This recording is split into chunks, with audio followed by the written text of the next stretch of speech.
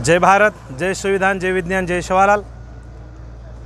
मागे जे 8 डिसेंबर 2023 रोजी नागपूर येथे हिवाळी अधिवेशनामध्ये गोरसेना या सामाजिक संघटनेच्या वतीने गोरसेनेचे राष्ट्रीय अध्यक्ष प्राध्यापक संदेश भाऊ चव्हाण आणि सकल विमुक्त अमधले सगळेच समाज बांधवाकडून 8 डिसेंबर रोजी जनाक्रोश मोर्चा काढला होता, जेणेकरून हा जो विमुक्त अमध्ये व्हीजेएनटीमध्ये जवळपास 14 जाती येतात, पण याच्यामध्ये बोगस घुसखोरी चालू आहे।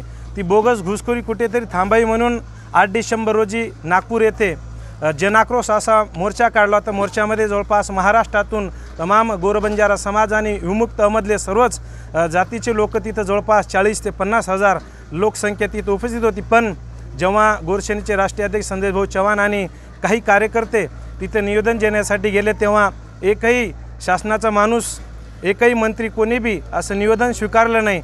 म्हणून जवळपास 2-3 घंटे तिथं थांबून आणि बहुजन न्यायमंत्री अतुलजी सावे तिथं उपस्थित असताना देखील आम्हाला तिथं म्हणतात की असं त्यांना म्हटलं गेलं की इथं मंत्री कोणी नाही आहे, पण तिथंच बाजूला अतुलजी सावे तिथंच गाडीतून उतरताना इथं बघितलं आणि म्हणतात नंतर उडाउडीची भाषा करत होते। पण एवढं या सरकारला माज चढला आहे, पण 2024मध्ये या सरकारचा माज आम्ही ह्या जवळपास विमुक्तमधले 5 कोटी ही जनता महाराष्ट्रातील यांना धडा शिकवल्याशिवाय राहणार नाही आणि हा महाराष्ट्र हा देश कुठेतरी हुकुमशाहीकडे वळण घेत आहे। म्हणून तमाम ह्या भारत देशातील सर्वच आणि महाराष्ट्रातील वंचित, उपेक्षित, बहुजन 18 पगड जातीतील लोक सर्वांना आपल्याला कळायला पाहिजे की या सरकारचे ध्येय धोरण काय चालू आहे। म्हणून पूर्ण महाराष्ट्रामध्ये आज संदेश भाऊच्या नेतृत्वामध्ये जोडे मारो आंदोलन आणि शिंदे, फडणवीस आणि पवार सरकारचं इथे प्रतिमा दहन करून निषेध पूर्ण महाराष्ट्रामधून जवळपास 288 पैकी तालुक्यापैकी जवळपास